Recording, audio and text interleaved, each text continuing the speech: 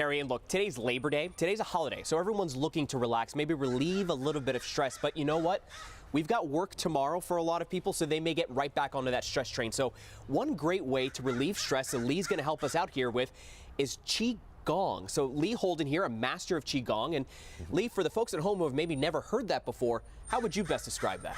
Well, Qi means energy, and Gong means to work with, so working with energy. And one way to do that is to lower our stress and increase energy. And what I'm finding in modern life is that everybody needs a little less stress and more energy. Right. What are some of the things that QiGong kind of helps people with? We talk about stress too, but there's a bit of that physical nature to it, right? Because energy, perceived or real, it, again, sort of surrounds us, right? Yeah. Right, and energy is an intuitive thing. Like I can say, how much energy do you feel like you have? Yeah. And a lot of people are like, God, I'm so tired. I'm stressed out. Now this is the modern epidemic of people are have too much stress in their lives, and they're carrying their stress in their body. So whether it's neck and shoulder pain, digestive issues, headaches, QiGong is a great way to lower stress, clear pain, relieve problems. In fact, in Chinese medicine and history, it was a part of the medicine where people would prevent problems from arising. In fact, the QiGong doctors were paid to keep people healthy. And now, in modern life, the doctor only gets paid if you're sick. Yeah. So it's an ancient practice, but it has relevance to modern life. And so what would be the practice? What is sort of a session, if you will? Yeah. Should we do a little session? Sure. Yeah, by all means. The jacket's off, man. The jacket's off. Let's do it. All right. We're going into the splits, as we said, right? No. All right. No splits today, guys. Change the pants first.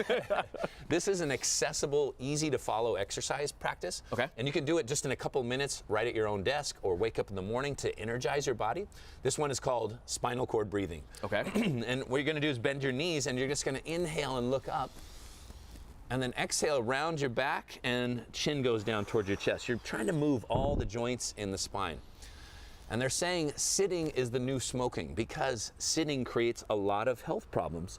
So move your body, people. Move your body and move it in a variety of different ways. And you may have just heard my back crack there in the mic. I do want to apologize to the folks at home who maybe don't know what that may have been. Don't worry, the back is just fine. Are you okay? Yeah, the back is just fine. So I will say, you do sort of, I think, the more you focus, you do start to feel all of the, as you said, the qi, the energy, but also just that you become a little bit more aware, I would say, of right? your body, yeah. And the spine is so important because when we carry tension in the spine, it's going to create tension in the rest of the body, and we're going to feel like have low energy. Wow. So moving is so important.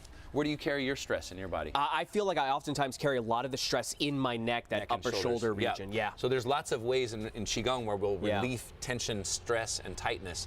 Like a movement called spreading the feathers. We push the hands out and we lean the head over to one side. And that's going to clear tension out of the neck and shoulder area. You guys at home, try this. Lean your head, press the hands down, and feel that line of tension in your neck and shoulders. You can lean one way, lean the other way, and you take a few deep breaths while you're doing these exercises, and it just gives you a little mini vacation in your stressful life. I tell you what, I didn't get a vacation today, but I feel like I am taking a vacation right now with some of these moves. I think what's so interesting is that you oftentimes hear so much about sort of the modern practices, finding new things, but this is something that, as you pointed out, is rooted in ancient Chinese traditions and history. So how did you come across all of this and end up kind of undertaking it? Right. Well, I was a competitive athlete in college. I was a soccer player, and I had an injury. And I went to the Western doctors, and the pain didn't go away with the shots and the painkillers. So I tried acupuncture, and I went to a QiGong master.